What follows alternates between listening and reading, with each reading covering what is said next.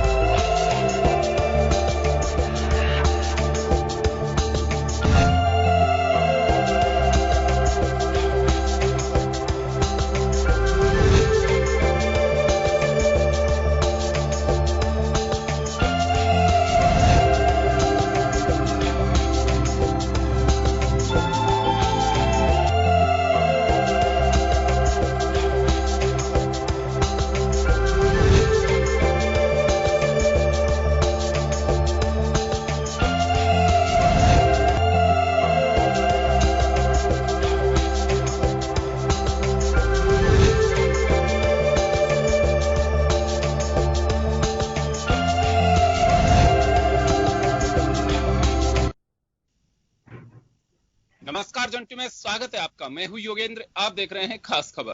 खास खबर में हम बात करेंगे एक ऐसी महामारी की जिससे हम अछूते नहीं है, हम सब लोग बड़ी वाकिफ हैं उससे। हम बात कर रहे हैं कोरोना। कोरोना को लेकर के एक फिर आवाज उठने लगी है कि क्या लॉकडाउन लगा देना चाहिए, क्योंकि अब तक एक दीपावली के जुनून में हम सब लोग डूबे हुए थे और ये मान के चला जा रहा था कि दीपावली पर शायद पटरी पे लौटेगी जीवन, व्यापार।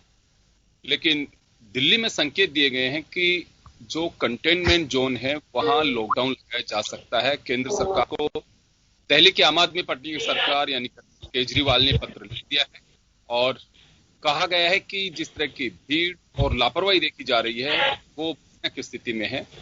और बात अगर हम राजस्थान की करते हैं तो राजस्थान में भी कुछ बढ़ती जा रही है।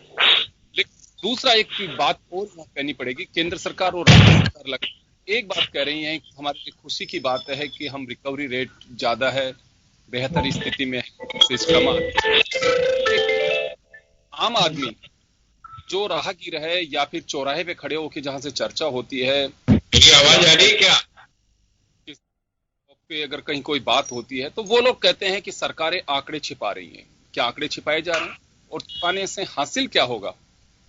एक बड़ा सवाल ये चौराहे की चर्चा का मैं आपको शेयर करूंगा। हम और आप लोग सब शायद ऐसी बयानबाजी से, ऐसे लोगों से जो चर्चाएं होती हैं उनसे रूबरू होते भी होंगे, टकराते भी होंगे, मिलते भी होंगे। देखिए बड़ी धारणा सी बनती जा रही है, तो इसी को लेकर आज हम चर्चा करेंगे। हमारे साथ वरिष्ठ चिकित्सक और state government Covid advisory committee के सदस्य डॉक्टर PR गुप्ता साहब हमारे साथ जुड़े हुए हैं। आम आदमी पार्टी से देवेंद्र शास्त्री जी हमारे साथ जुड़े हैं। कांग्रेस से डॉक्टर वरुण पुरोहित हमारे साथ जुड़े हुए हैं और भाजपा से RP विजय साहब हमारे साथ जुड़े हैं। सभी का स्वागत है। मैं डॉक्टर साहब सबसे पहले आपके पास आना चाहूंगा। मेरे को योगेंद्र जी की आवाज नहीं आ रही है। जी बिल्कुल। डॉक्टर साहब PR गुप्ता साहब, आप मुझे सुन पा रहे हैं?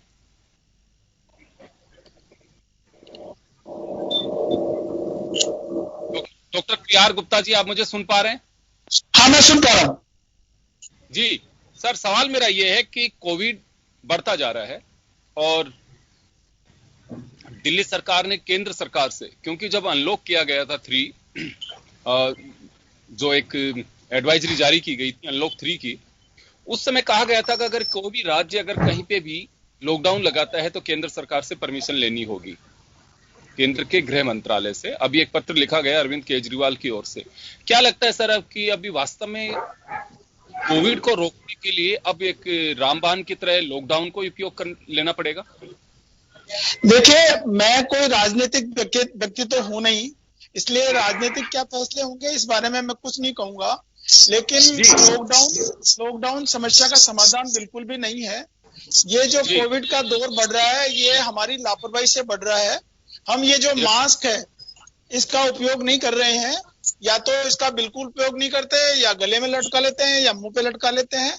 इसका उपयोग यदि सही ढंग से सब करेंगे तो निश्चित तौर पर कोरोना पर काबू पाया जा सकेगा। लॉकडाउन कभी भी कोरोना का समाधान नहीं था इनिशियली, क्योंकि हम प्रिपेयर्ड नहीं थे, हमारे पास मास्क भी नहीं थे, पीपीई किट भी नहीं थे, तो इनिशियली लॉकडाउन लगाना सही था। लेकिन आज की तारीख में ये मास्क जो है वो रामबाण है, इसी से कोरोना का रुकाव हो सकता है। सवाल यह है कि क्यों नहीं हो रहा।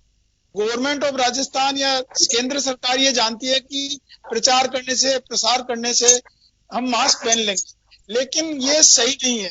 हमारे भारतीयों की आदत है कि जब तक हमारे पास कोई जोर जबरदस्ती नहीं हो, हमारे समझ में कुछ नहीं आता है। यदि एनस्पोर्ट लगाए जाए, जहां भी 2-4 आदमी के झुंड इकट्ठे होते हैं, वहां पुलिस फोर्स पहुंचे तो मेरे ख्याल से लोगों को समझ में आ जाएगा कि मास्क लगाना जरूरी है। ये मास्क ही करने से ही आज ये कोरोना की महामारी विकराल रूप धारण कर रही है। तो इसलिए मानना है कि मास्क का उपयोग करना ही ज्यादा हितकारी है बनिस्पत की लॉकडाउन। जी बिल्कुल। देवेंद्र शास्त्री साहब, आप मुझे सुन पा रहे हैं?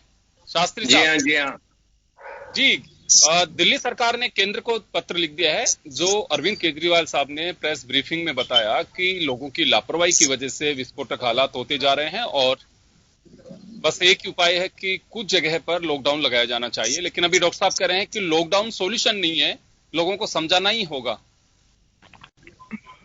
बात तो बिल्कुल जायज है कि लॉकडाउन सॉल्यूशन तो नहीं है, लेकिन जब लोग नए समझने को तैयार हों, जब समझने को तैयार ही ना हो, तो थोड़ी सख्ती तो आवश्यक है। और बाकी डॉक्टर साहब जो कह रहे हैं, मैं पूरी तरह से इनके इस आर्गुमेंट से भी सहमत नहीं हूं कि हमारे जैसे देश में जहां पर एजुकेशन लेवल बहुत लो है, समझ बहुत लिमिटेड है, पॉलिटिकल एंगल से लोग काम करते हैं, आग के कुएं में कूदने को तैयार हो जाते हैं, पागलपन दिखाते हैं, ऐसे देश के बजाय जहां बहुत ही सुसंस्कृत समाज है, जहां बहुत विकसित समाज है, तो वहां पर कोरोना की क्या प्रॉब्लम है? वहां तो मास्क भी पहन रहे हैं। मास्क से ही अगर सारा का सारा समाधान निकल रहा होता तो ये बहुत सारे देश में ये बीमारी आती ही नहीं। ये आप गलत मुझे लगता है कि समझ के साथ है। ये एक वन ऑफ दी उपाय है। डॉक्टर्स इतने सारे देखिए कि काल कलवित हो गए इस कोरोना के चक्कर में। वो तो मास्क भी इस्तेमाल कर रहे थे, वो तो किट भी इस्तेमाल कर रहे हैं, और उनसे ज्यादा समझ कौन रखता है? लेकिन मेरा ये मानना है कि समझ सख्ती भी हो और लोगों को समझ भी हो। देखिए, दिल्ली गवर्नमेंट ने कुछ हेल्थ के सेक्टर में बहुत अच्छे काम किए थे। आपको ध्यान होगा कि चिकनगुनिया की जो और मच्छरों की जो प्रॉब्लम थी, उस पर दिल्ली सरकार ने बहुत समझदारी से बिना सख्ती के और काबू पा लिया है। पिछले 3-4 साल से वहां पर एक डेथ नहीं हो रही है। बाकी के देश में वो बीमारियां अभी भी मौजूद हैं और उनकी वजह से डेथ भी हो रही है, लेकिन दिल्ली में नहीं हुई। तो मेरे कहने का मतलब यह है कि अगर आप समझदारी के साथ दिमाग लगा करके लोगों से सीधा कम्युनिकेट करेंगे और गिमिक्स नहीं खेलेंगे, बेवकूफ नहीं बनाएंगे, तो यहाँ के लोग भी समझदार हैं, समझ से काम कर सकते हैं और ये समाधान निकल सकता है। लेकिन समस्या ये है कि जब अरविंद केजरीवाल कोई पॉजिटिव चीज लेके आएंगे तो वहां पर राजनीति शुरू की जाएगी। वहां पर कोई जाएंगे, नहीं जी ये अरविंद जी की वजह से नहीं है, ये तो अमित शाह की वजह से हो रहा है। चाहे वो वहां पर खाली एक चक्कर लगा के आ गए। तो ये सब जो राजनीतिक जो इसके अंदर बीच में गिमिक्स खेली जाती हैं, इनकी वजह से हमारे देश में सारी चीजों का सत्यानाश होता है। जुडिशरी से लेकर के और नीचे तक हेल्थ सर्विसेज से लेकर के पब्लिक डिस्ट्रीब्यूशन की सर्विसेज में भी राजनीति घुसेड़ी जाती है, इसलिए ये सारी समस्या है, वरना कोई समस्या नहीं है। और हमारी राजनीतिक पार्टियों को ये समझना पड़ेगा कि वो जन सेवा करें, राजनीति कम करें। मैं वापस लौटूंगा आपके पास में, मैं डॉक्टर वरुण पुरोहित के पास में जाना चाहूंगा इस वक्त। वरुण जी, आपके पास आना चाह रहा हूं मैं। क्या लॉकडाउन एक सॉल्यूशन हो सकता है, या फिर अवेयरनेस के लिए सरकार तमाम प्रयास कर रही है? मैं सरकारों के उस पर कोई सवाल नहीं खड़ा कर रहा, लेकिन जैसी स्थितियां बननी चाहिए। अब जयपुर देखिए, देश के तीसरे संक्रमित शहरों में टॉप जो 3 हैं उनमें से शामिल हो चुका है। और अब जब अभी शास्त्री साहब ने एक बात उठाई है कि पढ़े लिखे लोग हैं, जयपुर का तो मेरे ख्याल में लिटरेसी रेशो जो है प्रदेश के अन्य जिलों से बेहतर होना चाहिए। कैपिटल है, लोग वास्तव में पढ़ाई लिखाई भी करते हैं, यूनिवर्सिटीज हैं और प्राइवेट सेक्टर में काफी प्रोग्रेस है। तो उस लिहाज से भी अगर आंकड़े बढ़ते जा रहे हैं, अब कहें कि पॉपुलेशन भी इतनी है, बिल्कुल आपकी बात से सहमत रहूंगा मैं इस जगह पे, लेकिन कोई हमारी ऐसी चूक हो रही है अभी तक कि हम जैसे जाना चाहिए वैसे नहीं कर पा रहे। ये तो सैट है कि जब मालूम है हम सब लोगों को कि अभी वैक्सीन में टाइम लग सकता है, सरकारें कोशिश कर रही होंगी, लेकिन अभी तक वक्त लग सकता है। तो ऐसे में तो जो हमारे पास में सॉल्यूशन है, हमें उसी से काम लेना पड़ेगा। तो कहाँ चूक हो रही है? कभी कोशिश की जाती है समीक्षा के दौरान भी, या फिर लॉकडाउन में वापस रास्ता नहीं जाएगा? योगेंद्र जी, अभी बहुत बढ़िया बात देवेंद्र शास्त्री भाई साहब ने कही। राजनीति नहीं होती तो ये और ज्यादा अच्छी तरह मैनेज हो सकता था। अपन ने पिछली कई डिबेट्स में देखा, मैंने आपको कई बार बात की, सोशल इंडिसिप्लिन की बात की। हमारे सोशल डिसिप्लिन बिल्कुल नहीं है समाज के अंदर। अगर सोशल डिसिप्लिन होता तो राजस्थान सरकार लाई, एक्सपर्ट से राय करके लाई, मास्क लगा, डॉक्टर से सब बैठे, डॉक्टर साहब बैठे, मास्क लगाने वाली बात वो पूरे WHO से, अमेरिका से सब लोगों ने उसको सराहा। हमने उसको कानून में भी पार्ट डाला, भाई जबरदस्ती हो तो कानून में डाल दिया जाए तो लोग मास्क लगाएंगे। अब लॉकडाउन की जहां तक बात है, अभी देखिए पटाखे बैन करा, लोगों ने खूब काफी उधम भी मचाया, अपने स्टेटमेंट भी दिए विभिन्न पार्टीज ने, लेकिन उससे कितना आराम मिला, कितना पॉल्यूशन लेवल जयपुर का, जगह का कम, राजस्थान का कम हुआ? उससे भी फिर बहुत, मेरे हिसाब से डॉक्टर साहब बताएं, कई पेशेंट बचेंगे उससे और ये बीमारी बढ़ने से भी बचेगी।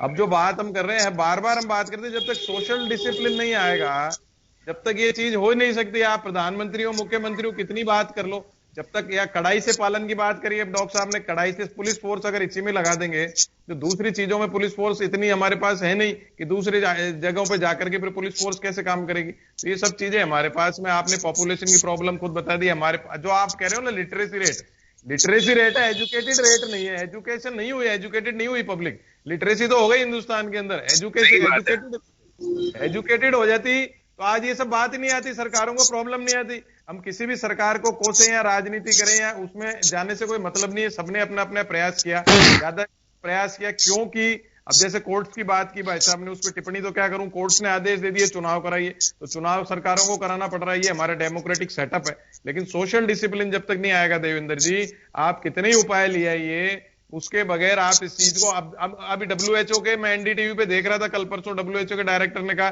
कि साहब ये इससे ये कोई इलाज नहीं, दोबारा भी दूसरी महामारियां भी आ सकती हैं। तो आप, जब तक हम सोशल डिसिप्लिन नहीं लाएंगे, वो एजुकेटेड होंगे जब लाएंगे, लिटरेसी से कोई फर्क नहीं पड़ता, जब तक वो नहीं लाएंगे चीजें सुधरने वाली नहीं है। वैक्सीन आने वाले हैं, 2 वैक्सीन को अप्रूवल मिली है, स्पुतनिक 5 को, और अभी डॉक्टर साहब बता पाएंगे दूसरे उसको, तो वो आम आदमी तक कब तक पहुंचेगी? उसमें मैंने पढ़ा, अभी मेरे अपने जयपुर के ही दोस्त हैं, डॉक्टर साहब जानते होंगे, एम्स में डॉक्टर संदीप मिश्रा, जयपुर के मेरे मित्र हैं, उन्होंने आर्टिकल भी लिखा है कि डेवलप्ड कंट्रीज ने जो है इसको एडवांस में बुक कर लिया, हमारे तक, आम आदमी तक कैसे पहुंचेगी? अब वैक्सीन से क्या है, अगर 50% भी वैक्सीन, देखा जाएगा भी क्या होगा वरुण पुरोहित साहब। लेकिन सबसे बड़ी बात यह है कि सरकारों पर एक सवाल और खड़ा हो रहा है, मैं अभी जब दोबारा आऊंगा आपके पास में तब लूंगा। मैं RP विजय साहब के पास में जाना चाहूंगा। विजय साहब, अभी इनडायरेक्टली सीधा सीधा कहा गया देवेंद्र शास्त्री जी और वरुण पुरोहित जी की तरफ से कि सियासत हो रही है। आप ही की पार्टी के सांसद मनोज तिवारी जी ने बनारस में कहा है, वो जब बिहार से लौट रहे थे तो उन्होंने मीडिया से बातचीत करते हुए कहा कि अरविंद केजरीवाल जी बिहारी और बंगालियों का हित नहीं चाहते हैं, वो छठ से पहले लॉकडाउन लगा करके बिहार की हार का बदला लेना चाहते हैं। तो ये कहां से कहां जोड़ा जा रहा है? सब लोग इस महामारी का मुकाबला करना चाहते हैं, इसमें किसी तरह की राजनीति नहीं होनी चाहिए, लेकिन बातों को कहां से कहां मिक्स किया जाता है। देवेंद्र जी, आप सबको पता है आज की तारीख में जो ये पेंडेमिक है, ये जी आवाज आ रही है, बोलिए आप। जी विजय साहब, आवाज नहीं आ रही। सॉरी, एक्चुअली डिस्टर्ब है आगे। मैं ये कह रहा था, हाँ आवाज आ रही है मेरी? हाँ बिल्कुल आ रही है अब। मैं ये कह रहा था कि बेसिकली ये जो है पेंडेमिक है 100 साल बाद में आई है, और ये हमारी पीढ़ी ने देखा है, इसके पीछे वाली पीढ़ी ने नहीं देखा, और मैं मानता हूं कि आगे वाली पीढ़ी भी नहीं देखेगी। इसमें राजनीति तो बिल्कुल नहीं होनी चाहिए। अगर कोई स्टेटमेंट राजनीति का आ भी जाता है तो उसको दरकिनार करना चाहिए। इस समय अपना सबका ये उद्देश्य होना चाहिए कि हम सब मिलकर के इस पेंडेमिक को कैसे हराएं। ये हमारा उद्देश्य होना चाहिए। ना कोई यहाँ बीजेपी है, ना कोई कांग्रेस है, ना कोई आप है, ना कोई दूसरी पार्टी है। ये अगर हम रहेंगे तो ये पार्टियां रहेंगी तो ये काम चलेगा। इसलिए राजनीति अगर कोई करता भी है, मैं कहता हूँ चाहे बीजेपी का हो, चाहे कांग्रेस का हो, चाहे किसी आप पार्टी का हो, वो नहीं होनी चाहिए। हम सबका एक ही उद्देश्य होना चाहिए कि इस पेंडेमिक से कैसे निपटा जाए। उसके निपटने के लिए जैसे डॉक्टर साहब ने बताया, पीआर गुप्ता जी ने, कि बेसिकली कि आप इस समय आपका वैक्सीन क्या है, जब तक वैक्सीन नहीं आती है आपका मास्क ही आपका वैक्सीन। तो वैक्सीन आप मास्क हमेशा लगा के रहिएगा। जब भी आप जहां भी आपको भीड़ में जाना हो वहां पे आप सैनिटाइजर लेके जाएं और कुछ लेके जाएं। मास्क हमेशा उतारे नहीं। जैसे इन्होंने कहा था कि लोग बाग थोड़ा सा नीचे कर लेते हैं, हवा ले लेते हो, चलो मॉर्निंग वॉक के टाइम पे पॉसिबल हो सकता है, बट अगर आप किसी से मिल रहे हो, बात कर रहे हो, तो मास्क को इस तरीके से लगाए कि ताकि आपके अंदर कोई वायरस अंदर नहीं जा पाए। जो मास्क की वैक्सीन है, ये सबने कहा है। दूसरी चीज है सोशल डिस्टेंसिंग, जैसे भी गुप्ता जी ने बताया और देवेंद्र शास्त्री जी ने बताया, सोशल डिस्टेंस हमको मेंटेन करनी पड़ेगी। मेंटेन करे बिना जिस तरीके से सपोज करो आज अरविंद केजरीवाल जी कह रहे हैं, सर एक बात जानना चाहूंगा, मैं राजनीतिक बात नहीं कर रहा, लेकिन ये बात सही है कि पॉलिटिकल कैरेक्टर जो या फिगर हैं हमारे, जो नेता हैं, वो प्रेरणा लेते हैं लोगों से। आप देखते होंगे धरने, प्रदर्शन, नॉमिनेशन, रैलियां, मुंह पे मास्क, अभी जैसे कहा कि मास्क को यहाँ लगा लेंगे, हटा ही देंगे, चेहरा दिखना चाहिए, वो ज्यादा जरूरी है। भीड़ के झुंड आपने देखे क्या पोजीशन बनी हुई है। तो कुछ यहाँ पब्लिक से हम उम्मीद और अपेक्षा कर रहे हैं, तो कम से कम पॉलिटिकल बैकग्राउंड से जो लोग जुड़े हुए हैं उन्हें भी देखना चाहिए कि पब्लिक हमें देख रही है, देश हमें देख रहा है। तो ऐसा तो है नहीं जब वैक्सीन नहीं बनी है तो वो लोग ज्यादा सिक्योर है, आम आदमी नहीं है। इसीलिए मैं कह रहा हूँ बेसिकली क्या कि धरना प्रदर्शन करो। अब एक्चुअली क्या, धरना प्रदर्शन बंद होनी चाहिए। अगर आपको कोई मीटिंग भी करनी है तो वेबिनार है। आज की तारीख में आईटी टेक्नोलॉजी इतनी एडवांस हो चुकी है, जिस तरीके से अपन बात कर रहे हैं उस तरीके से सारी चीजें हो सकती है। तो मैं जितनी पॉलिटिकल पार्टी है, चाहे बीजेपी हो, चाहे कांग्रेस हो, चाहे अदर पार्टी हो, उनको यही करना चाहिए, वेबिनार वगैरह या जो भी आईटी टेक्नोलॉजी है उसको यूज में लेना चाहिए। तो मैं कहता हूं कि अगर इस तरीके से अपन काम करेंगे, अगर अपना कोई धरना प्रदर्शन करेंगे, कौन कोरोना पॉजिटिव है, कौन नेगेटिव है, ये आप जज कर पाते हैं। और उस वजह से अगर एक आदमी को फैला तो उसके पूरे परिवार को फैलेगा। अगर वो कहीं जाता है तो पूरा, बेसिकली क्या होता है कि ये आप एक आदमी के ऊपर नहीं करता, ये पूरा एक्चुअली एडवाइजरी होनी चाहिए, सरकार को एडवाइजरी। बट जब सरकार ही खुद धरना प्रदर्शन पे आ जाती है तो आप विपक्ष को कैसे रोकेंगे? आज आप राजस्थान के अंदर खुद ही धरना प्रदर्शन कर रही है, तो वो जरूरत क्या है? जब अगर जाएगा तो उसको कुछ बचाएगा। अगर सत्ता में है, चलिए मैं वापस आ रहा हूँ आपके पास, मैं वापस लौटूंगा सर आपके पास। आरपी विजय साहब वापस लौटूंगा, मैं डॉक्टर साहब के पास जाना चाहूंगा। गुप्ता साहब वापस आपके पास जाना चाह रहा हूं मैं। अच्छा तो हाँ सर पर पाइए जी। गुप्ता साहब, चौराहे की चर्चा बता रहा हूं आपको, एक आम पब्लिक की चर्चा है, आप भी सुनते होंगे मित्रों से, सबसे एक बात निकल करके आती है कि राज्य सरकारें, मैं कह रहा हूं राज्य सरकारें और केंद्र सरकार आंकड़े छिपा रही हैं। ऐसे एक आम धारणा बनती जा रही है। आप एडवाइजरी कमेटी के सदस्य हैं, क्या लगता है आपको कि आंकड़े छिपाने से कुछ हासिल होगा या फिर इसमें कोई सच्चाई नहीं है? देखिए, मैं कोई राजनीतिक व्यक्ति नहीं हूं, लेकिन जो वस्तु स्थिति है कि राज्य सरकारें आंकड़े छिपाने में कभी भी इंटरेस्टेड नहीं है। लेकिन यह भी सही है कि जितना आंकड़े आने चाहिए वो नहीं आते हैं। उसका एक ही कारण है कि आम पब्लिक टेस्ट नहीं करवाती है, और हमने एक रास्ता निकाल लिया HRCT। जो कोई चाहता है सीधा HRCT करा लेता है, PCR टेस्ट नहीं करवाता है। उन केसेस का इलाज भी हो रहा है, लेकिन उन केसेस का इलाज हो तो रहा है, कोरोना भी है वो, लेकिन आंकड़ों में वो शामिल नहीं है। इसमें मैं राज्य सरकारों या केंद्र सरकार को दोषी नहीं मानता, लेकिन कई और चीजें जो इस चर्चा में आई उनका भी जवाब देना चाहूंगा। एक तो सबसे बड़ी बात यह है कि ये बात आई कि जो विकसित देश हैं उनमें कोरोना रोक गया, ऐसा भी गलत है। अमेरिका नहीं, बिल्कुल वहां भी फैल रहा है, अभी फैल रहा है। अमेरिका का आप उदाहरण ले लें, अमेरिका में कोरोना विकराल रूप दे रहा है, लेकिन न्यूजीलैंड है वहां कोरोना रुका है।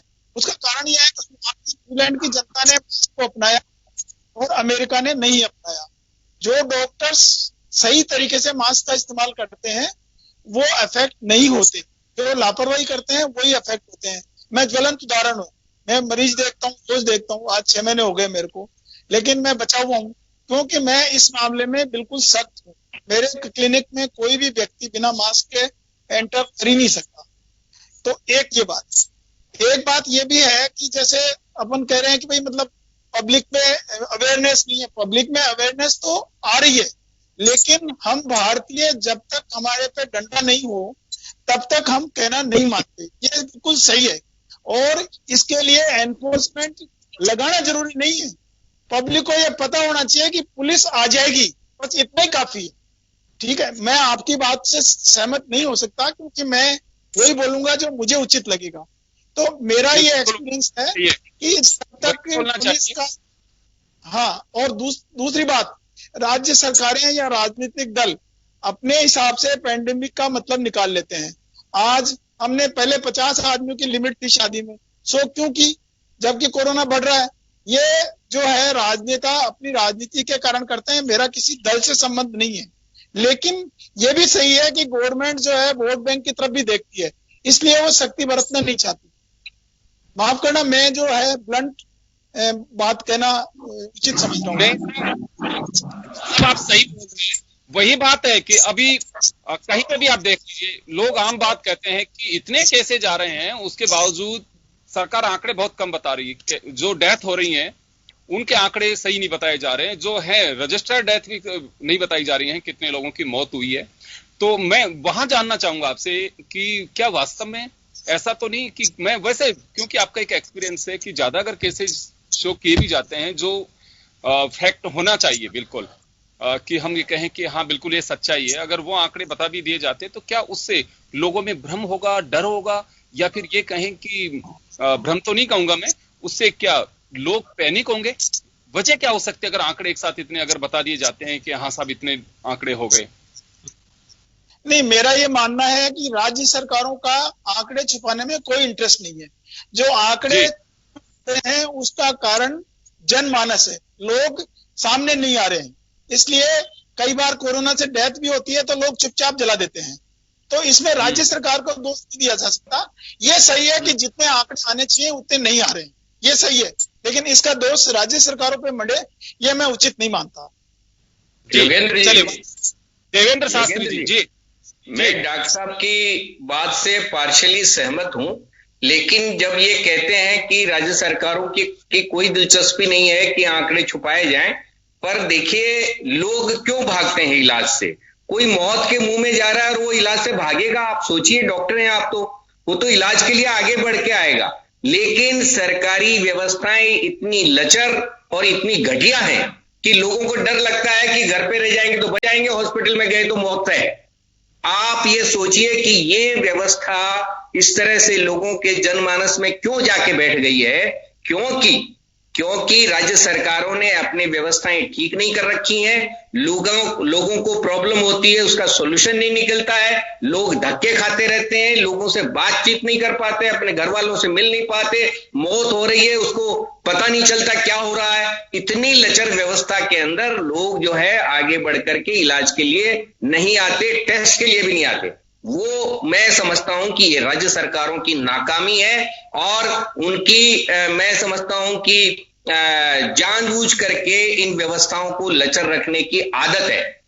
अदरवाइज आप सोचिए, जहां इलाज का कॉन्फिडेंस होगा मरीज कोई मरना नहीं चाहता, वो इलाज के लिए आगे बढ़ के आएगा, लेकिन हमारे देश में ये उल्टा काम कर रहा है।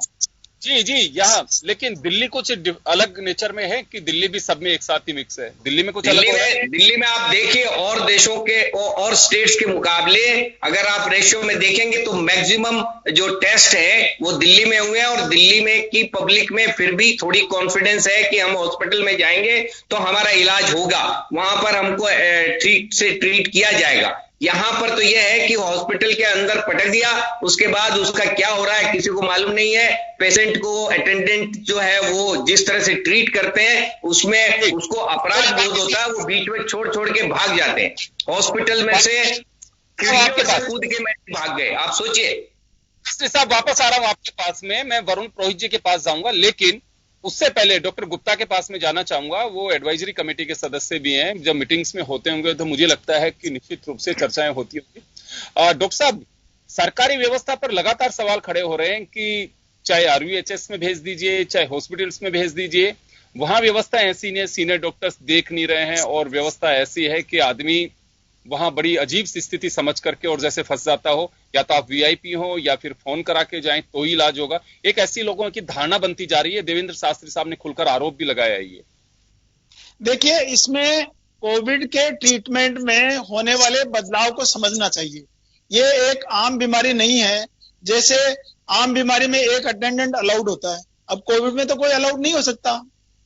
आप इसको समझिए। दूसरा, डॉक्टर और नर्स वो भी ह्यूमन बीइंग है, वो आपके साथ में 15 मिनट तक गप तो नहीं मार सकते। वो तो एक बार आएंगे, आपका हालचाल पूछेंगे, आपकी दवाई लिख देंगे, आपको दवाई दे देंगे, लेकिन वो आम मरीज का जैसे इलाज होता है उस तरह का इलाज नहीं हो सकता। फिर सरकारी अस्पताल में और प्राइवेट हॉस्पिटल में हमेशा से फर्क रहा है। कोविड को हम अपवाद स्वरूप नहीं ले सकते।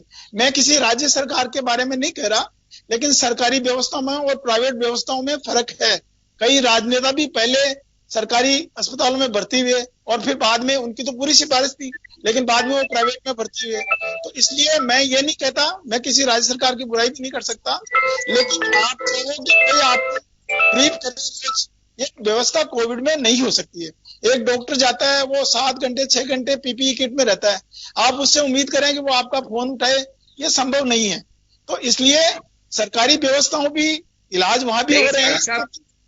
डॉक्टर साहब, ऐसी बात नहीं है कि कोई सब लोग चाहते हैं कि उनके साथ डॉक्टर जो है घंटों बैठ करके बात करे, पर अगर टाइमली उसको प्रॉब्लम हो रही है, उसका सोल्यूशन नहीं होता, तब वो वहां से छोड़ करके हॉस्पिटल भागता है। ऐसे नहीं भागता है कोई कि भाई कोई उससे गप मारने के लिए नहीं आया है। गप मारने के लिए पेशेंट बिल्कुल भी ये नहीं, कोई पेशेंट नहीं होगा जो डॉक्टर से गप के बारे में सोच रहा हो। वाद विवाद नहीं कर सकता, लेकिन एक बात कहना चाहता हूं कि नॉर्मल पेशेंट के और कोविड पेशेंट के इलाज की प्रक्रिया को समझना बहुत जरूरी है। और नॉर्मल पेशेंट में जिस तरह से इलाज होता है और आदमी संतुष्ट होता है, वैसा कोविड के साथ बिल्कुल भी नहीं हो सकता है। आखिर जो डॉक्टर इलाज आते हैं, फिर सीनियर डॉक्टर्स की बात बताता हूं। अब मैं 68 का हूं और मेरे डायबिटीज भी है, लेकिन अब मैं कैसे वार्ड में जाऊंगा ये बताओ आप चाहते हो कि मैं वार्ड में जाऊं? नहीं जा सकता।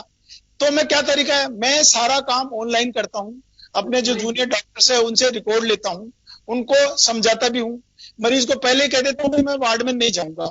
लेकिन ये बात मरीज समझे तो ठीक, अदरवाइज ये कहते हैं कि सीनियर डॉक्टर जाते ही नहीं है, नहीं जा सकते। कोई भी डॉक्टर यदि 60 साल 65 साल से ऊपर का है तो वो कोविड मरीज को डायरेक्ट नहीं देखेगा, वो खाली जो है वो ऑनलाइन ही देख पाएगा। तो मैं भी ऑनलाइन ही राय देता हूं। चलिए, मैं वापस लौटूंगा आप लोगों के पास में। डॉक्टर वरुण पुरोहित जी से मैं जवाब लूंगा। एक छोटे से ब्रेक के लिए रुकेंगे, ब्रेक के बाद में हम वापस लौटेंगे।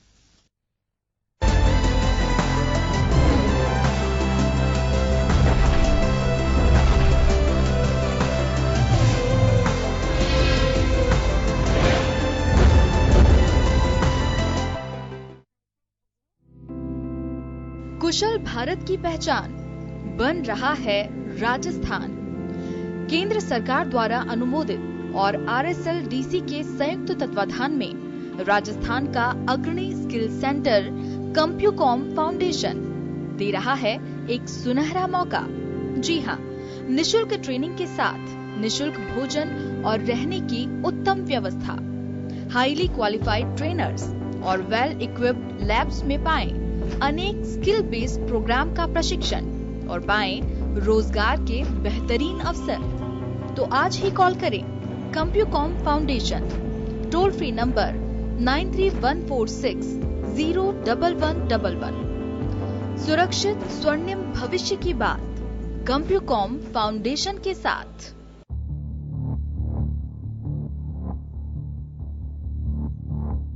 खबर जो कभी बताती है सच तो कभी कराती है एहसास।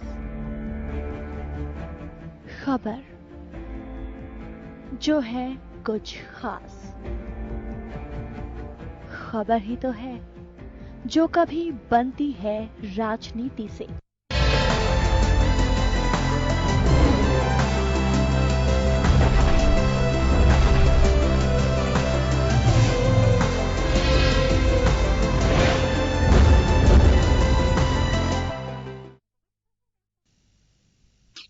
ब्रेक के बाद एक बार फिर आपका स्वागत है। आप देख रहे हैं खास खबर। बात कर रहे हैं हम कोरोना के बढ़ते दायरे और हमारी व्यवस्था को लेकर। क्या लॉकडाउन ही एक सॉल्यूशन है? लेकिन अभी विशेषज्ञों की राय है कि ये सॉल्यूशन नहीं है। चलिए हम आगे बढ़ते हैं। डॉक्टर वरुण पुरोहित हमारे साथ जुड़े हुए हैं। वरुण जी, ब्रेक से पहले आपने सुना देवेंद्र शास्त्री साहब को, उन्होंने सीधा आरोप लगाया कि सरकारों की लचर व्यवस्था जो है, एक कॉन्फिडेंस जो मरीज में आना चाहिए वो भी टूटता जा रहा है।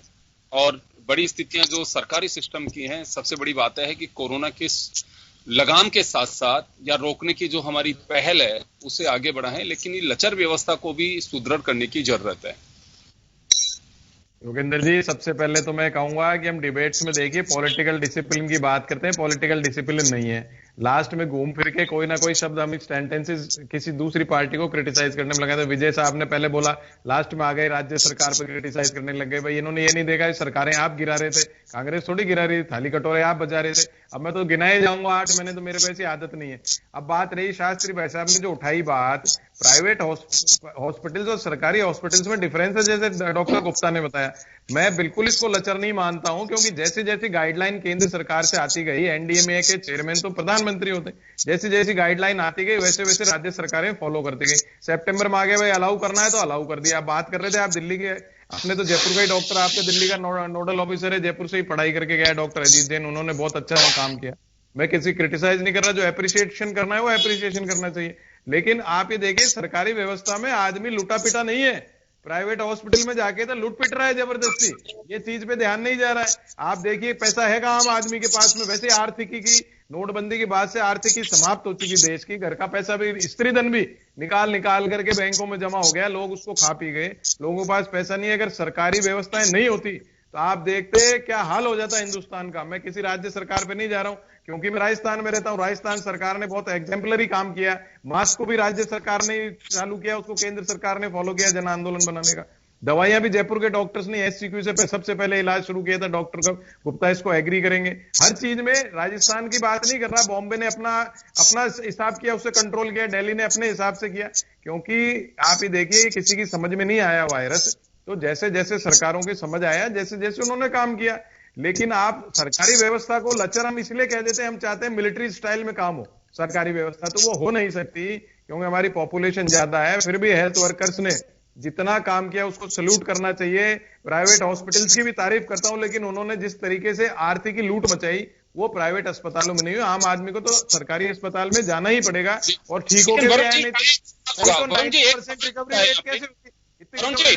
सवाल है, लेकिन वरुण जी एक सवाल है मेरा लेकिन आपसे यहाँ पे, कि आप खुद मान रहे हैं कि सरकारी सिस्टम तो चलिए बड़े तरीके से काम किया है, लेकिन प्राइवेट हॉस्पिटल्स में आप खुद मान के चल रहे हैं कि वहां जरूर ये स्थितियां खराब रही हैं, पैसे की लूट मची हुई है। सरकार ने गाइडलाइन जारी कर दी कि आप इससे ज्यादा पैसे नहीं वसूल सकते हैं, लेकिन अभी भी लोगों के बिल देखिए आप किस स्थिति में आ रहे हैं। और उसके अलावा सरकार का जो सिस्टम है, मॉनिटरिंग की जा सकती है, सस्ती दर पे जमीन दी जाती है जब हॉस्पिटल्स बनते हैं, तो उस समय ऐसा तो नहीं है कि कोई इंश्योरेंस कराता है या कोई पॉलिसी लेता है। बहुत बारीक बारीक अक्सर होते हैं, हर पढ़ा लिखा आदमी भी वो नहीं देख पाता और सिग्नेचर कर देता है। ये तो एग्रीमेंट्स होते हैं, तो उसमें ऐसी लूजपोल क्यों रहती है कि सरकारी स्तर का कोई उन पे दबाव नहीं होता, ना वो बिल्कुल मानने को तैयार होते हैं, अपनी मनमर्जी चलती है। सोचा किसी पार्टी ने कभी? इसका एग्जाम्पल तो पॉलिटिकल लोग ही एस्टेब्लिश करेंगे। बड़े बड़े नेता चाहे कांग्रेस बीजेपी किसी को फट से मैदांटा जाते हैं और मैक्स हॉस्पिटल जाते हैं। भाई आप क्यों नहीं एम्स में रहते हो, सरकारी अस्पतालों में रहते हो? जब पब्लिक के लीडर्स ही अगर वहां चले जाएंगे तो उनका तो आप उनके वो जो जिस अस्पताल में कोई चीफ मिनिस्टर या केंद्रीय मंत्री या कोई राज्य का मंत्री इलाज करा के आएगा वो उसके खिलाफ कार्रवाई नहीं करता है। ये तो पॉलिटिकल लोगों को सोचना चाहिए कि हम नहीं जाएंगे, सरकारी अस्पताल में इलाज कराएंगे। और रही बात आप जो कह रहे हो, ये पार्लियामेंट से लॉ जब तक पास नहीं होगा इनके ऊपर में, आप इसको कंट्रोल ही नहीं कर सकते पूरे इंडिया में। आप कैसे करोगे? आपके पास कोई लॉ नहीं है सब प्राइवेट हॉस्पिटल्स को कंट्रोल करने का। वो तो स्टेट गवर्नमेंट भी तो हॉस्पिटल्स को जो जमीन आवंटित करती है बहुत सस्ती दामों पर। दिल्ली गवर्नमेंट ने कुछ सीमा तक इस व्यवस्था पर लगाम लगाया था। आपको पता होगा कि कुछ प्राइवेट हॉस्पिटल्स को की लगाम कसी गई जब उन्होंने गरीब तबके के पेशेंट्स को धक्के मारे, तब तक वहां पर उसका इलाज भी किया गया। तो अगर राज्य सरकार चाहे तो कर सकती है, प्राइवेट सेक्टर में लूट खसोट की सिचुएशन से बचा जा सकता है अगर राज्य सरकार की इच्छा शक्ति हो। समस्या यह है वरुण जी, आप तो जानते होंगे कि ये जो एजुकेशनल इंस्टीट्यूशन और ये जो मेडिकल सेक्टर के जो बड़े बड़े इंस्टीट्यूशन बनते हैं, इनमें कहीं न कहीं राजनीतिक पार्टी के ही लोग इन्वॉल्व रहते हैं, उन्हीं की कमाई के ये साधन बने हुए हैं। हमारे देश की ये व्यवस्था बहुत ही बेकार है और इस वजह से एक औसत जो भारतीय है वो इलाज के ये सारी जो सुविधाएं उनसे वंचित है। बेसिकली आप समझ लीजिए इसको। भाई साहब, मैंने यही प्रश्न उठाया, पॉलिटिकल लोग जब तक एग्जाम्पल नहीं करेंगे ये चीज हो नहीं सकती। फिर भी बहुत कोशिश की गई है, प्राइवेट अस्पतालों में भी ये रेट जैसे फिक्स कर रही है राज्य सरकारें। आप देखो यूपी ने भी कम करी, राजस्थान को, तो उस रेट पे तो उनको करना ही पड़ता है, लेकिन वो कोई ना कोई वाया मीडिया ढूंढ लेते हैं कैसे बिल बढ़ाना है, उसको राज्य सरकार कैसे मॉनिटर करेगी। आप प्राइवेट हॉस्पिटल्स में उनके लोन ले लेकर उन्होंने अपनी मशीनरी लगा रखी है, सारा एस्टेब्लिशमेंट है। नहीं, अगर वो आप ये नहीं है तो क्यों जा रहे हैं मंत्री या बड़े बड़े आदमी प्राइवेट हॉस्पिटल्स में? उनको रहना चाहिए सरकारी अस्पताल में, अपना आप सरकारी अस्पताल ठीक हो। अभी आपने एजुकेशनल इंस्टीट्यूशंस की बात की, इलाहाबाद हाईकोर्ट ने 2-3 साल पहले एक जजमेंट दिया कि साहब सरकारी लोगों को अपने बच्चों को उसी में पढ़ाना चाहिए, तो अपने आप सरकारी स्कूल ठीक हो जाएंगे। ये चीज तो एग्जाम्पल सरकार के जो नुमाइंदे हैं वो जब तक सेट नहीं करेंगे, आप जो कह रहे हो कार्रवाई कर ही नहीं सकते। वरुण पिरोट जी, मैंने आपसे पहले सवाल किया था कि स्टेट गवर्नमेंट्स की जमीन देती हैं उसको। हाँ, स्टेट गवर्नमेंट्स ने कंट्रोल किया, जब भी तो रेटें कम हुई ना टेस्टों की सबकी। आप देखिए किसी भी राज्य सरकार ने क्या टेस्ट की रेट थी समय समय पर फिक्स करी। NABL से जो एक्रेडिटेड हॉस्पिटल थे उनकी अलग थी, जो एक्रेडिटेड नहीं थे वो अलग थी। उन रेटों को फिक्स कर करके काफी हद तक मैनेज किया, जब भी तो आम आदमी इतना इलाज करा पाया। और आप देखिए 90% जो हम रिकवरी रेट पे पहुंचे हैं, इसलिए उसी पे पहुंचे हैं। और सरकारी जो हेल्थ वर्कर्स है उसमें प्राइवेट हेल्थ वर्कर्स में रात दिन का अंतर है। सरकारी अस्पतालों के डॉक्टर्स, नर्सेज, सारे हेल्थ जो जितने भी हेल्थ से जुड़े हुए वर्कर्स थे पूरे हिंदुस्तान के, उन्होंने अपनी लाइफ स्टेक पे लगा के लोगों को बचाया। इसको हमको सल्यूट करना चाहिए। लचर व्यवस्था की जो बात है वो महामारी में आप देखिए पूरे देश में इतनी पॉपुलेशन है, विदेशों में भी हालत देखो आप, वहां कौन सी सरकारी अस्पताल में विदेशों में लचर व्यवस्था जो हम मान रहे हैं, मैं नहीं मान रहा हूं उसको लचर व्यवस्था, जो शास्त्री भाई साहब मान रहे हैं वो व्यवस्था वहां भी वैसी की वैसी रही है, यहाँ भी ऐसी रही है। फिर भी राज्य सरकारों ने, केंद्र सरकार ने हिंदुस्तान में बहुत अच्छे ढंग से मैनेज किए, टेस्टिंग भी रोज बढ़ाई है। उसके बाद ही तो हम 88 लाख पे पहुंचे, नहीं तो हम जाने कहां पहुंच जाते। अमेरिका की अभी बात कर रहे थे, मेरे तो घर के अमेरिका में रहते हैं, वो लॉकडाउन की जो व्यवस्था हम यहाँ करना चाह रहे हैं वो तो घरों में लॉक हो रखे, वो खुद ही बाहर नहीं आ रहे। तो सोशल डिसिप्लिन जो है वो हमारे यहाँ तो जब तक डेवलप नहीं होगा वो बहुत, ये समस्या किसी से सॉल्व नहीं होगी। फिर भी और कंट्रीज के मुकाबले हिंदुस्तान आज भी बेहतर स्थिति में, मैं तो ये मानता हूँ। मैं पॉजिटिव इसका एटीट्यूड रखता हूँ। राजस्थान आरपी विजय साहब के पास जाना चाहूंगा। विजय साहब, नेतृत्व तो केंद्र सरकार का है और मैं ये नहीं कह रहा कि प्रयास नहीं किए जा रहे हैं, निश्चित रूप से किए जा रहे हैं, चाहे वैक्सीन के क्षेत्र में हो या फिर ये राजनीतिक दलों को ही लेकिन तय करना है कि हम राजनीति क्यों करें इस तरह के इश्यू पर। जब भी घूम फिर करके बात अगर कहीं पे भी कोई शुरू करते हैं तो आती है ये राज्य सरकार का। तभी आपने सुना कि राज्य सरकारें अपने स्तर पर क्यों करेंगी आंकड़े छो, लेकिन केंद्र पे भी आरोप लगते हैं कि केंद्र सरकार भी जो फैक्चुअल कंटेंट है वो जारी नहीं कर पा रहा है, जो बिल्कुल आना चाहिए वो नहीं आ पा रहा है। तो इससे हासिल क्या होगा? योगेंद्र जी, ऐसा नहीं है। केंद्रीय सरकार ने कभी भी कोई आंकड़े नहीं छुपाए हैं। राज्य सरकारों से जो आंकड़े आए हैं वही प्रसारित किए जाते हैं। और रही बात, अगर आप जो आंकड़े छुपा के अपन क्या कर लेंगे, अल्टीमेटली पोजीशन तो अपनी खराब होगी। सेंट्रल गवर्नमेंट को नहीं पता पड़ा कि दिल्ली सरकार की वहां पे एक्चुअली कोविड के पेशेंट बढ़ रहे हैं, तुरंत हमारे होम मिनिस्टर अमित शाह जी ने तुरंत मीटिंग बुलाई और हमारे केजरीवाल जी को बुला करके और मीटिंग करी। उसके बाद के अंदर एक उन्होंने कहा कि आपके जो टेस्ट हो रहे हैं उसको 1 लाख रुपए प्रतिदिन किया जाए, उसको और भी बढ़ाया जाए। दूसरी चीज की 7,500 बेड एक एडिशनल उनको दिए डीआरडीओ में। तो कहने का अर्थ ये है कि वो तो काम कर रहे हैं, और पहले भी उसके अलावा आपको मालूम है स्टेडियम को भी कन्वर्ट कर दिया इन्होंने तो ट्रेनों को भी, इवन सेंट्रल गवर्नमेंट ने ट्रेनों को भी ये कहा था कि इनको आप इसमें चेंज कर दो। मैं ये कहता हूँ राजस्थान सरकार के पास, मैं कहता हूँ चलो इस समय नो डाउट आपके सरकारी हॉस्पिटल में हो सकता है कि सुविधाएं नहीं हो, बट इतने होटल्स जो खाली पड़े हैं उनको टेक ओवर करके क्यों नहीं करते जिस तरीके से दिल्ली सरकार ने किया? उस तरीके से हम राजस्थान में भी कर सकते हैं। आज सारी होटलें खाली पड़ी थी अभी तक, तो अब थोड़ा बहुत अब चालू किया है, बाकी अदरवाइज तो खाली पड़ी थी।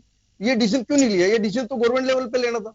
मैं किसी की बुराई और भलाई की बात नहीं कर रहा हूं, बट ये डिसीजन होने से तो आज ये समस्या हमारे पास नहीं होती। इसको देखने की बात है, बट फिर भी हमारे एक संतुष्टि की बात है, आज हमारी रिकवरी रेट सबसे ज्यादा है 93.39%, और हम वर्ल्ड के अंदर नंबर 1 है रिकवरी रेट। इसके ऊपर कोई कंट्री नहीं है, मैं आपको बता दूं। दूसरी चीज क्या है कि हमारी डेथ रेट भी बहुत कम है।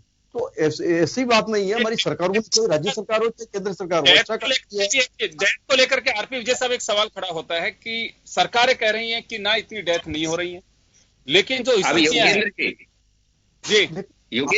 योगेंद्र जी 30 करोड़ आदमी है हमारे यहाँ पे, उसके कंपेरिजन में ही मौतें देखी जाएगी। आज हमारी अगर वर्ल्ड सेकंड हम ये कहने शुरू कर दिए कि अभी डेथ बहुत ही कम हो रही है, 1% भी नहीं मान के चल रहे। योगेंद्र जी, ये डेथ कम होने की वजह जो है हर कोई अब खुद से ले लेता है। केंद्र सरकार कहती है कि हमारी वजह से हो गया। मैं जानना चाहता हूं कि उन्होंने किया क्या जो जिसकी वजह से डेथ कम हो गई? कौन सा अलग से कोई वैक्सीन ले आए, कोई इलाज ले आए, कोई ऐसी फार्मूला ले आए जिससे कि कम हुई? मैं कह रहा हूं कि ये तो इम्यून सिस्टम का इश्यू है कि हमारे देश में लोगों का इम्यून सिस्टम जो है इस कोरोना वायरस से फाइट करने के लिए बेटर है। तो इसका श्रेय पॉलिटिकल पार्टी अपने गले में डाल रही है जबरदस्ती, हमारी वजह से ही हो गया। ऐसे कहीं होता है? ये तो पाकिस्तान में क्यों हो रहा है? आपके बांग्लादेश और नेपाल में क्यों आपसे बेटर है? तो आप ये बता दीजिए। वहां तो कुछ भी नहीं है, लेकिन वहां पर भी सब कुछ ठीक है। हम लोग जबरदस्ती पॉलिटिकल पार्टी जो है एकदम से माला खुद ही पहन लेती है कि हमारी वजह से हो गया। सेंटर को बताइए, इतना सारा पैसा आया था, बहुत लंबे समय तक तो कोविड के लिए जरूरी किट भी नहीं थी, इलाज की दवाएं नहीं थी, कुछ नहीं था, लोगों का एडमिशन नहीं मिलता था। लेकिन अगर इम्यून सिस्टम बेटर है, डेथ रेट कम हुई है, तो इसका श्रेय पॉलिटिकल पार्टी क्यों लेती है? मुझे ये समझ में नहीं आया आज तक। को आप ये बताओ, आज मैं ये नहीं कह रहा, मैं कभी भी ये नहीं कहता हूं कि आपने काम नहीं किया या कांग्रेस ने काम किया। सबका ये मैंने हमेशा ही एक बात कही है कि सबके मिलकर के लड़ने की लड़ाई है। ये आपस में अपन लड़ लेंगे तो इस पेंडेमिक से नहीं लड़ पाएंगे। तो अपन को तो क्या करना चाहिए, जो कमियां हैं उनको निकाल के, चाहे केंद्र सरकार को करनी पड़े चाहे राज्य सरकार को करनी पड़े, वो करनी पड़ेगी। रही बात कमियां, तो मैं सब में निकाल सकता हूँ, बट कमियां नहीं निकालनी है, अपन को उसको सुधारना है। उसको कैसे सुधार सकते हैं वो अपन को काम करना है। भारतीय जनता पार्टी और उनके जो एनडीए में जो घटक है वो सरकारें, प्लस हमारे प्रधानमंत्री जी और हमारे अमित शाह जी जो गृह मंत्री हैं, वो बिल्कुल पूरा ध्यान रख रहे हैं और हर चीज जो सरकार ने जहां चीज मांगी है उसको मुहैया कराई है। ऐसा नहीं है कि उन्होंने नहीं किया, मिलकर के सब काम कर रहे हैं। मैं तो सभी को कहता हूं कि सब सरकारों ने मिलकर काम किया है। ठीक है, किसी ने कम किया, किसी ने ज्यादा किया। अगर ये नहीं करते तो आज हमारी जो पोजीशन है वो बहुत बड़ी खराब होती। बट आज फिर भी हम कंट्रोल में है, हमारी रिकवरी रेट ठीक है, हमारी डेथ रेट कम है। तो ये क्या है, ये सही टाइम पे लॉकडाउन होना, सही टाइम पे। वैक्सीन की बात है तो वैक्सीन तो कहीं भी नहीं है अभी, वैक्सीन बट आज अच्छी बात है, आज हमारे पास 3 कंपनियां, चाहे स्पुतनिक 5 हो, चाहे मॉडर्ना हो, चाहे फाइजर हो, ये तीनों 90% से ऊपर के ऊपर आ रही है। तो ये बहुत अच्छी न्यूज है आज हम सबके लिए कि आज की तारीख में 3 कंपनियों के साथ एक्चुअली जिनकी रिकवरी मतलब जिनकी सक्सेस रेट 94%, 90 से लगा के 94% है, वो आई है। तो अच्छी चीज आज। लेकिन क्या हमारी सरकार ने वो वैक्सीन के टीके हासिल करने की कोई व्यवस्था की है? वो तो हो रहा है, दुनिया में हो जाएगा। आपको अगर 6 महीने बाद मिलेगा तो क्या होगा, आप सोचिए। जो खराब हो रहे हैं, जिनको एक नहीं मिल रहा है, बेड नहीं मिल रहा है, हमको तो सुविधाएं वहां करवानी है। आज की तारीख में होम क्वारंटीन होना तो मजबूरी है आदमी की, कि उनको अच्छी अगर कहीं पर जगह नहीं मिलती। आज सारे राजनेता है, मैं खुद राजनेता की बात करता हूँ, राजनेताओं को तो बड़े इजीली मिल जाता है, और आम आदमी जो बेचारों को उसको एक जगह बैठने के वहां पे नीचे रखने की भी जगह नहीं मिल पाती। तो क्या करना, होम क्वारंटीन में तो मानता हूँ बढ़िया है। अगर वो वहां पे अटेंड कर पाता, हॉस्पिटल में हो जाता, तो उसको देखने वाला भी नहीं होता, सही रिपोर्ट भी सामने नहीं आती, कम से कम घर वाले उसका पूरा अभी वरुण पुरोहित ने एक सवाल खड़ा किया था, आरपी विजय साहब एक सवाल खड़ा किया था अभी वरुण पुरोहित जी ने, कि क्यों ना एम्स वगैरह जो सरकारी हमारे हॉस्पिटल हैं वहां इतना सिस्टम बनाया हुआ है, तो वहां इलाज क्यों नहीं कराया जाता, सीधे भगते हैं लोग मैदानता में। नहीं ऐसा नहीं है। देखो मैं आपको बता दूं, आज की तारीख में ऐसा नहीं है, मैदानता में जाते हैं। मैदानता अगर कोई ऐसी कोई टेक्निकल प्रॉब्लम है जो सुविधाएं वहां नहीं है, कई बार होता है कि सुविधाएं वहां नहीं होती है, कोई विशेषज्ञ वहां नहीं होता है तो ही होता है, अदरवाइज ऐसा नहीं है। गलत, एम्स जैसी सुविधाएं और विशेषज्ञ कहीं नहीं है, प्राइवेट में हो ही नहीं सकता सुविधाओं की वजह। ये मानना कि सुविधाएं होती है वहां आदमी जाकर को सरकारी में सुविधाओं में और प्राइवेट सुविधाओं में अंतर होता है, उसकी वजह से फिर भी कोई जा सकता है। अदरवाइज आप मानते हो कितने परसेंटेज आदमी जाते हैं? आज अगर मैं बताता हूँ राजनीतिज्ञ भी जाते हैं तो कितने जाते हैं? अगर कोई मिनिस्टर होगा, कोई बड़ा मिनिस्टर होगा तो वो जाते, कितना फर्क पड़ जाएगा उससे? तो ऐसा नहीं है। मैं कहता हूँ कि आपको सुविधाएं ये जो करनी पड़ेगी ये सरकारों को करनी पड़ेगी, और गवर्नमेंट की जो सुविधाएं हो सकती है, आज आम आदमी तो गवर्नमेंट में ही जाएगा, उसके बाद कोई चारा नहीं है, होम क्वारंटाइन होना पड़ेगा। प्राइवेट के जो खर्चे हैं वो नहीं कर सकता, फिर भी गवर्नमेंट होने, चाहे राजस्थान सरकार हो, चाहे सेंट्रल गवर्नमेंट हो, चाहे दिल्ली सरकार हो, अपने मिलकर के जो प्राइसेज है वो तो कम करवाइए, इसको अपन को मानना पड़ेगा, और तब जाकर के थोड़ा बहुत रीच में है। फिर भी आज की तारीख में भी ना करते भी 10-12 लाख रुपए मिनिमम खर्च हो जाता है एक बीमारी की। अगर कोई प्राइवेट में जाता है थोड़ी सी उसकी तकलीफ ज्यादा होती है, तो बेटर है क्वारंटाइन जो किया हो तो मैं तो अच्छा मानता हूँ कि उसके अंदर कम से कम उसकी देखभाल हो जाती है, अच्छी तरीके से हो जाती है। अदरवाइज वो होता है कि अगर वहां जाकर के नर्स या कोई आपको बोर्ड वाई होता है वो करता है, उससे तो बेटर है कि आप कम से कम किसी की राय लेकर के आके ऑनलाइन से सब सुविधाएं होती जाती है, तो टेक्निक का यूज में लेकर के लोग करवा रहे हैं, उसमें कहाँ बुराई?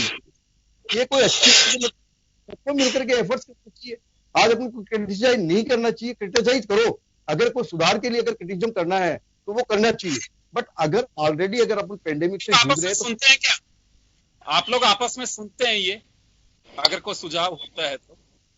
नहीं, सुनना ही चाहिए। मैं एक बात बताऊं कि अगर कोई चीज है, अगर सरकारों को आपस में अगर तो राजनीति ऐसी हो गई है, राज्य सरकार को तो उसको केंद्र सरकार को सुनना चाहिए, उसमें तो क्या बात है, ये तो सबके भले की बात है। आज इसमें राजनीति नहीं होनी चाहिए, पेंडेमिक है हमारे, तो ये उसमें कोई आपको बात और जानना चाहूंगा विजय साहब, एक बात और जानना चाहता हूं मैं यहाँ पे। अभी आपने खुद ने स्वीकार किया कि राज्य सरकारें जो आंकड़े भेज रही हैं, केंद्र तो सिर्फ उनको एकजाही करके और जारी कर देता है, लेकिन ये भी कहा जाता है कि केंद्र सरकार के प्रयासों से ही सब कुछ हो रहा है।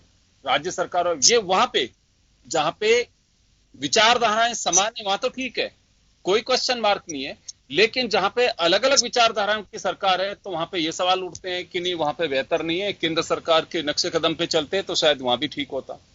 योगेंद्र जी, मैं आपको एक बात बताता हूं, मैं तो ये नहीं कहता कोई भी राज्य सरकार ये बता दे कि उन्होंने कोई सेंट्रल गवर्नमेंट से कोई मदद मांगी और सेंट्रल गवर्नमेंट ने कोई मदद मुहैया नहीं कराई, तब तो मैं मानूं।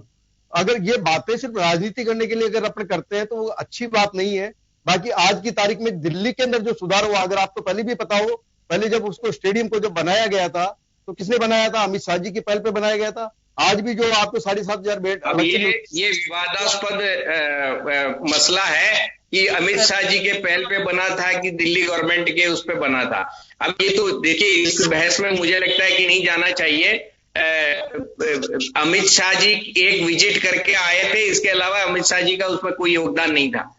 अब वो आपके पास सोशल मीडिया है, उसमें हल्ला मचा दीजिए, सब कुछ बीजेपी गवर्नमेंट ने किया, अमित शाह जी ने किया है, हल्ला मचा दीजिए। अब हल्ले से थोड़ी ना कोई इलाज होते हैं। आज वो कहां गायब है? आज क्यों नहीं कर पा रहे हैं? तो बताओ आप उसका। जब आप अच्छी चीजों के लिए तो आप उन चीजों को आगे ले जाते हो, जब खराब चीज होती है तो सेंट्रल गवर्नमेंट के नाम मान देते हो, ऐसा थोड़ी होता वो। तो इसमें थोड़ा ध्यान रखने की बात है, राजनीति खत्म करके हमको पेंडेमिक मान करके पेंडेमिक के हिसाब से काम करना चाहिए। राजनीति मैं भी कर सकता हूँ, राजनीति आप भी कर सकते हैं, पर राजनीति 3 तो कम से कम राजनीतिज्ञ हैं यहाँ पे। वापस आप लोगों के पास वापस आऊंगा, मैं डॉक्टर गुप्ता जी के पास जाना चाहूंगा। डॉक्टर साहब वापस आपके पास आ रहा हूं मैं, सुन पा रहे हैं डॉक्टर साहब मुझे? हाँ, मैं सुन रहा हूँ जी सर। मैं हाँ सर, एक सवाल मेरा, एक बात अक्सर आप सुन रहे होंगे कि दूसरी लहर शुरू हो गई, तीसरी लहर शुरू हो गई, ऐसा कुछ है क्या? कोरोना में लहरें भी चलती हैं? देखिए, ये बात बिल्कुल सही है कि कोरोना में लहर चलती है, एक बार ऊपर आता है, लोग समझते हैं, फिर बाद में थोड़ा सावधान हो जाते हैं, थोड़ा ठीक होता है तो वापस लापरवाह हो जाते हैं। तो लहर आती है और कई देशों में तो 200 गुना, इंग्लैंड में 200 गुना ज्यादा केसेस आए हैं। पर मैं 2 बातें और कहना चाहता हूं। एक, हम वैक्सीन के बारे में कहते हैं कि वो 90% से ज्यादा इफेक्टिव है, लेकिन वो ट्रायल कंडीशंस में है।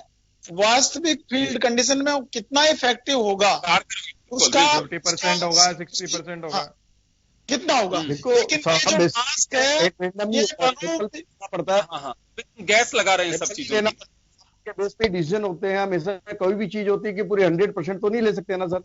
नहीं, पर मैं ये नहीं कर रहा, मैं वैक्सीन की बुराई नहीं कर रहा। लेकिन विजय साहब वो सही कह रहे हैं, जो क्लेम करते हैं उसके बाद ट्रायल के बाद जब फेज 3 के बाद जब आएगी तो उसके बाद वो कितना इफेक्टिव होगी वो बाद में पता लगता है, मुश्किल है। लेकिन ये टाइम टेस्टेड है, ये 90% से ज्यादा इफेक्टिव है यदि हम इसको इस्तेमाल करते हैं तो मैं ना पुनः आपसे जोर दे के है कि mask, universal mask is a must. एक बात। दूसरी बात, मैं कोरोना डिजीज की नेचुरल हिस्ट्री पे आता हूं। 50 से 60% पेशेंट्स एसिम्प्टोमेटिक होते हैं, उनका तो पता ही नहीं लगता। वो टेस्ट करवा लें तो ठीक, परिवार के साथ टेस्ट करवा लिया आगे, लेकिन उनमें कोई सिम्टम नहीं होता। फिर 20% पेशेंट ऐसे होते हैं जो माइल्ड डिजीज के होते हैं, उनमें कई इलाज लेते हैं, कई 10 दिन का इलाज लेने के बाद में ठीक हो जाते हैं। बात आती है जो बाकी बचे हुए 10-15% केसेस हैं, वो केसेस यदि टाइम पे इलाज चालू कर दें और उनमें कॉम्प्लिकेशन नहीं हो तो 15 दिन में बिल्कुल ठीक हो जाते हैं। लेकिन यदि टाइम पे इलाज नहीं ले पाते तो वो गंभीर अवस्था में पहुंच जाते हैं। इसके अलावा भी ऐसे केसेस में इलाज जो है वो 20-30 दिन, कई बार 2-2 महीने तक लेना पड़ता है। यानी कि जैसे पोस्ट कोविड निमोनिया हो गया, अब निमोनिया उसको रिजोल्व होने में कई बार 2-2, 3-3 महीने लग जाते हैं और उसके बाद भी उसका इलाज नहीं होता है। तो हमें नेचुरल हिस्ट्री को भी समझना पड़ेगा कि क्यों डेथ होती है। कई पेशेंट्स में डेथ इनेविटेबल हो जाते हैं, उसमें न डॉक्टर कुछ कर सकता, न प्लाज्मा थेरेपी कर सकती, न महंगे इंजेक्शन कर सकते। समय पर यदि इलाज चालू हो जाए तो उसका इलाज संभव है। डेथ रेट निश्चित तौर पर कम हुई है, लेकिन जो हमारी अटैक रेट है वो कम नहीं हुई, उसको कम होना जरूरी है। एक स्टडी आई है कि जो कोविड पेशेंट है उनके बाद में हार्ट पेशेंट ज्यादा बन जाते हैं उससे, तो ये सही है क्या बात? देखिए, कोविड में मेन, मैं जवाब दूंगा आपकी बात का। कोविड में मेन जो अटैक होता है वो फेफड़ों पे होता है, लेकिन कोई भी अंग अछूता नहीं है। जैसे मायोकार्डाइटिस है, हार्ट है, उसके अंदर भी सूजन आती है और करीब 5-6% पेशेंट्स में देखा गया कि पल्स रेट जो है वो 50-48 तक डाउन आ जाती है। वो बहुत गंभीर स्थिति है, लेकिन हम उसको संभाल लेते हैं। पेट डायरिया होता है, टेस्ट चला जाता है, सूंघने की शक्ति चली जाती है। अभी एक पेशेंट तो हमारे पास ऐसा है जिसमें कि नर्वस ब्रेकडाउन हो जाते हैं। एक पेशेंट है जिसमें गुलेनबारी सिंड्रोम हो गया, पूरी मसल्स पैरालिसिस पड़ी है, अभी वेंटिलेटर पे है। तो ऐसा नहीं है कि कोई भी अंग अछूता है, लेकिन जो मेन बर्डन है वो निश्चित तौर पर सबसे ज्यादा फेफड़ों पे पड़ता है और फिर पेट पे पड़ता है। हार्ट तीसरे नंबर पे आता है। जी चलिए, लेकिन बस बात यही है कि हमारी जो ये मकसद जो था इस मुद्दे को छूने का, वही भी यही था कि एक अवेयरनेस आ सके। सरकारों को केवल भरोसे मत रहिए, हमें हमारी हेल्थ की खुद को भी जिम्मेदारी समझनी होगी। हमें मान के चलना चाहिए, जैसे लिखा होता है कि सवारी सामान की रक्षा स्वयं करें। आप अपने जीवन को अगर चाहते हैं, अगर उससे प्यार करते हैं, तो निश्चित रूप से आपको मास्क लगाना चाहिए। सरकार ऑर्डर बनाती है, एक एक व्यक्ति के पीछे नहीं रह सकती। हम कितना भी कोसने की कोशिश करते हो कि सरकारों की लापरवाही है, आंकड़े छिपा रहे हैं, छिपा रही है, नहीं छिपा रही है, लेकिन आप उस पंचायत में मत पड़िए। आपको आपका जीवन बचाना है तो निश्चित रूप से उस गाइडलाइन की पालना करिए। और जैसे अभी पॉल्यूशन कम करने के लिए बहुत अच्छा कदम रहा कि, चाहे मैं उस राजनीति में नहीं जाना चाहता कि कुछ लोगों ने कहा, कुछ लोगों ने पार्टीबाजी से अलग हट करके अप्रिशिएट भी किया कि बहुत अच्छी बात है। किसी शास्त्र में नहीं लिखा हुआ कि धमाके होते रहने चाहिए, फुलझड़ियां बहुत तेज तेज चलती रहनी चाहिए, ऐसा कहीं नहीं है। खुशी इजहार करने के लिए बहुत तरीके होते हैं, आप दिल से नमस्कार करिए, बात करिए, लेकिन बस लबोलुआब यही है कि आपको अपने जीवन को बचाना है तो आपको खुद को सचेत रहना होगा, अवेयर रहना होगा। और अगर आपकी लापरवाही, आपकी चूक है, तो निश्चित रूप से मान के चलिए कि जब आपको आपके जीवन से प्यार नहीं है तो भला दूसरों के भरोसे क्यों है कि आपके जीवन से उनको इतना प्यार होगा। आप ये तय मान के चलिए कि आपका कर्तव्य है कि आपके जीवन को बचाना है। अगर आप बचाएंगे तो सामने वाला भी अपनी ड्यूटी ठीक से निभा पाएगा, नहीं तो अगर आपको जीवन की परवाह नहीं है तो सामने वाले को बिल्कुल परवाह नहीं है। आपको ये मान के चलना चाहिए। तो जब तक वैक्सीन नहीं तब तक मास्क ही वैक्सीन है, इस मंत्र को हमें मानना चाहिए और सब प्लेटफॉर्म पे इसे फॉलो करना चाहिए। आप सभी अतिथियों का बहुत बहुत शुक्रिया। खास खबर में इतना ही, दीजिए इजाजत, नमस्कार।